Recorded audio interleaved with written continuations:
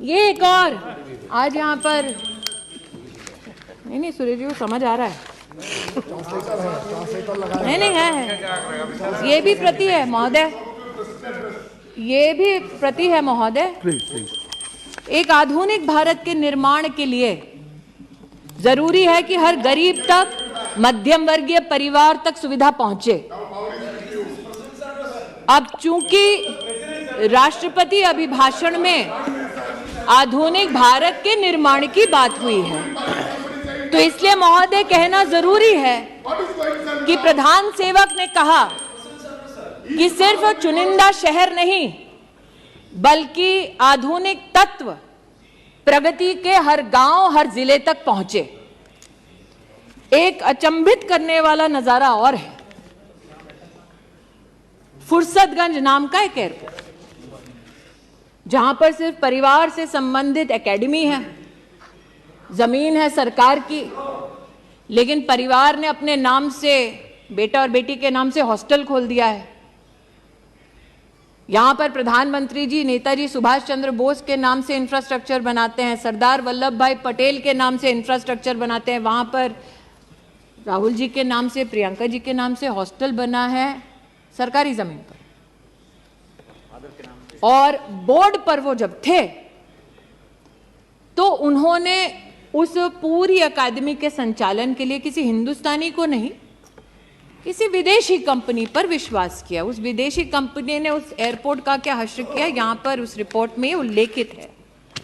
लेकिन आज इस एयरपोर्ट का मैं उल्लेख यहां इसलिए कर रही हूं महोदय कि एक बार सदन में मैं बोल चुकी हूं कि हमारे यहां तिलोई नाम की एक विधानसभा है, वहां पर 30 साल से एक बस अड्डा बना दो, ये हमारी जनता जनार्दन कहती रही। बस अड्डा भी पहली बार तब बना जब प्रदेश में योगी सरकार बनी, देश में मोदी सरकार बनी।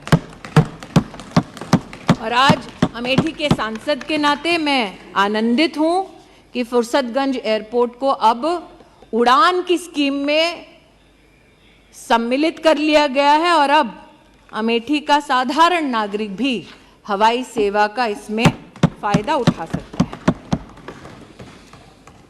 इस बात से कोई इनकार नहीं कर सकता कि अमेठी की एक बार चर्चा होती थी और मैंने राष्ट्रपति जी के अभिभाषण का विशेष उल्लेख इसलिए भी किया। महामहिम राष्ट्रपति जी एक बहुत ही गरीब सामान्य परिवार से हैं और इस सरकार की एक बहुत बड़ी मानवीय उपलब्धि यह है कि पद्म पुरस्कार उनको जाता है जो धरातल पर काम करते हैं, मानवीय काम करते हैं, राष्ट्र का नाम रोशन करते हैं बिना इस अपेक्षा के कि उन्हें सम्मानित किया जाएगा। जिसे सालों साल वीआईपी कॉन्स्टिट्यूएंसी कहा जाता था, वहां परिवार से संबंधित नेताओं को तमगा जरूर मिलता था, लेकिन अमेठी में पहली बार एक बेटी को स्पोर्ट्स में पद्म पुरस्कार अगर किसी ने दिया तो वो शोभा अमेठी की बढ़ाई हमारे प्रधान सेवक ने और वो आशीर्वाद दिया महामहिम राष्ट्रपति जी ने। मैं सुधा उस बेटी की ओर से आज आभार व्यक्त करती हूं। महामहिम राष्ट्रपति जी,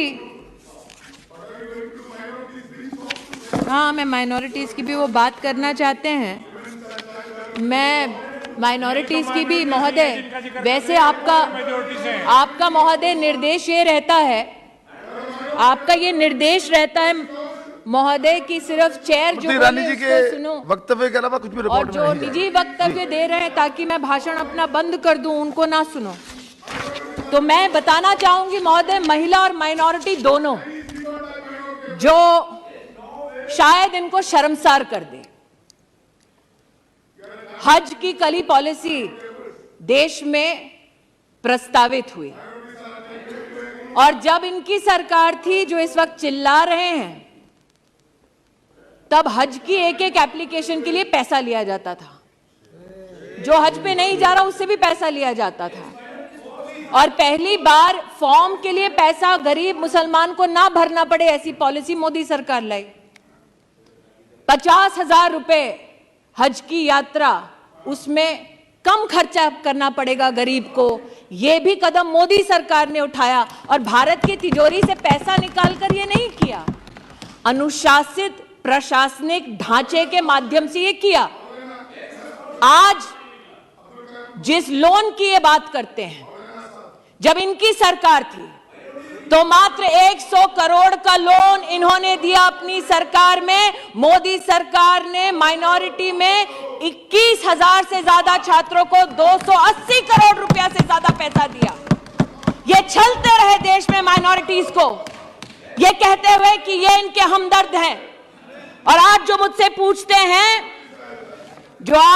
पूछते हैं कि आपने क्या किया, महिला का अगर आप जेंडर बजट देखें महोदय, तो 2014 में जब इनकी सरकार थी और जो बजट अभी घोषित हुआ है, उस पूरे बजट में जेंडर बजट एक मंत्रालय में 130% का इजाफा हुआ है। जवाब दें कि जब इनकी सरकार थी तब इन्होंने महिला को केंद्र बिंदु बनाकर इस प्रकार का आवंटन क्यों नहीं किया।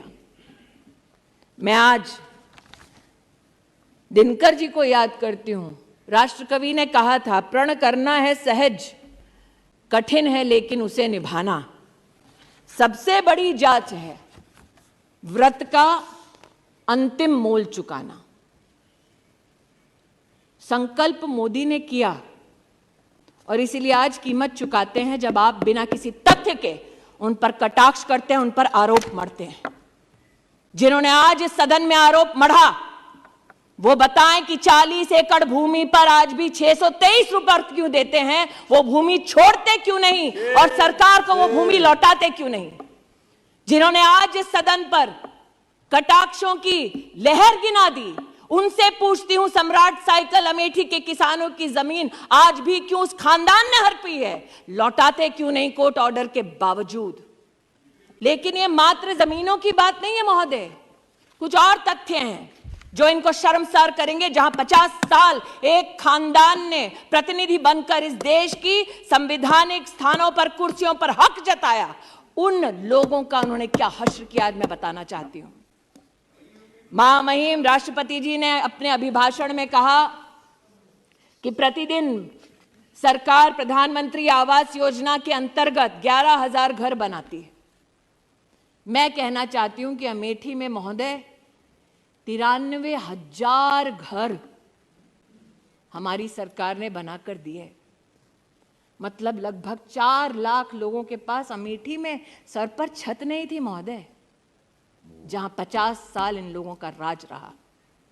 महोदय आज मैं बताना चाहती हूं, महामहिम राष्ट्रपति जी ने अपने अभिभाषण में उल्लेख किया कि 55,000 गैस के कनेक्शन प्रतिदिन दिए गए सरकार द्वारा। अमेठी में 2,14,440 लोगों को जीवन में पहली बार गैस का कनेक्शन तब मिला जब मोदी की सरकार बनी। ये जानना चाहते हैं क्यों मैं अपने लोगों की बात करूं, क्यों ना करूं। महामहिम राष्ट्रपति जी ने उल्लेख किया कि गरीब को मुसीबत के वक्त मुफ्त का राशन मोदी सरकार ने पहुंचाया। इस वर्ष 2 लाख करोड़ का व्यय हो रहा है। मेरी लोकसभा क्षेत्र में 18,72,000 लोग ऐसे हैं जिनको मुफ्त का राशन मिल रहा है। मैं उनकी ओर से आभार व्यक्त करती, क्यों ना करूं। 305 किलोमीटर सड़कें सिर्फ मेरे एक जनपद में बनी है महोदय। 5 गांवों का नाम सुना देती हूं। 50 साल में इन 5 गांवों तक कभी सड़क नहीं पहुंची थी। जवाब देना पड़ेगा इन लोगों को जो बड़ी बड़ी डींगे हाँकते थे कि अपने ही संसदीय क्षेत्र में। मैंने महोदय सुना था हिंदी में, दिया तले अंधेरा।